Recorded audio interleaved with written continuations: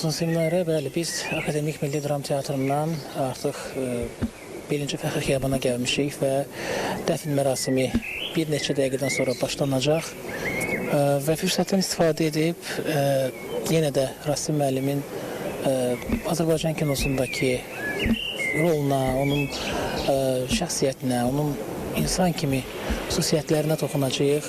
Və bu dəfə bizim həmsöhbətimiz Azərbaycanın əməkdar incəsənət xadimi, kino rejissor, Dövlət Film Fondunun direktoru Cəmil Quliyevdir. Cəmil müəllim, başımız sağ olsun deyirik.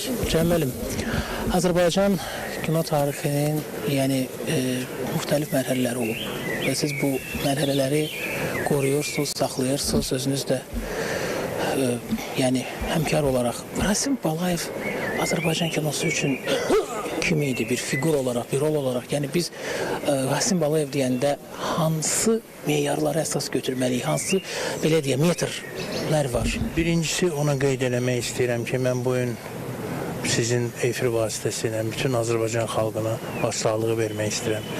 Doğrudan da bu gün Azərbaycan kinosunun sütunlarından biri aramızdan getdi və mən qeyd etmək istəyirəm ki, Rasim Balayev Azərbaycan kino sənətində çox parlaq bir şəxsiyyət idi və o ilk Azərbaycan kinosunda aktyor idi ki, milli azadlıq məfkurəsini carçısı idi.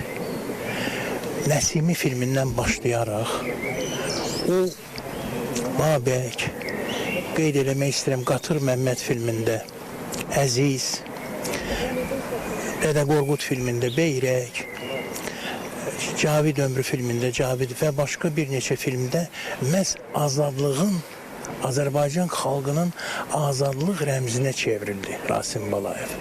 Və Rasim Balayevin böyük nailiyyətləri və onun misilsiz xidməti ondadır ki, o 70-ci illərdə Azərbaycan kinosunda stereotipləri, çərçivələri sındıraraq yeni aktyor ifa tərzi gətirdi. Bu dəqiqdir də, artıq bu təsdiq olunmuş. Bəli, yeni ifa tərzi gətirdi Azərbaycan kinosuna və eyni zamanda Rasim Balayev Azərbaycan kinosuna təbiilik, reallıq gətirdi və mən deyərdim ki, Azərbaycan kinosunu daha da səmimiləşdirdi, Rasim Balayev. Və Azərbaycan kinosu Rasim Balayeva bax bu cəhətlərinə görə borcludur. Və bugün də və gələcəkdə də nəsillər gedir, yeni nəsillər gəlir. Azərbaycan kinosunda onun yaratdığı bax o parlaq simalar, obrazlar daima yaşayacaq və Rasim Balayev cismən gedib, o bizləndir. Yəni o yaşayır, o filmlərdə yaşayır və sabah da bir suyunda, elə bugün də efirlərdə yenə o filmlər göstəriləcək. Demək, Rasim Balayev yaşayır və onun sənəti əbədidir. Mən bir sual da verəcəm Cəmməm. Dövlət Film Fonduna rəhbərlik edirsiniz. Rasim Balayevin irsinin qorunması ilə bağlı hansısa işlər yenə görüləcəkmi?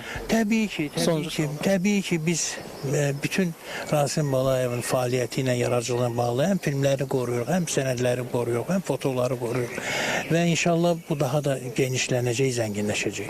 Təşəkkür edirik Cəmil müəllim, başımız sağ olsun deyirik. Bəli, Dövlət Film Fondunun direktoru, əməkdar incəsənət xadimi Cəmil Quliyev Rasim Balayevin Azərbaycan kinosundakı, Azərbaycan kino tarixindəki parlaq imzasından danışdı və hazırda dəfn mərasimi başlayıb. Hüseyn, bir qədər göstər.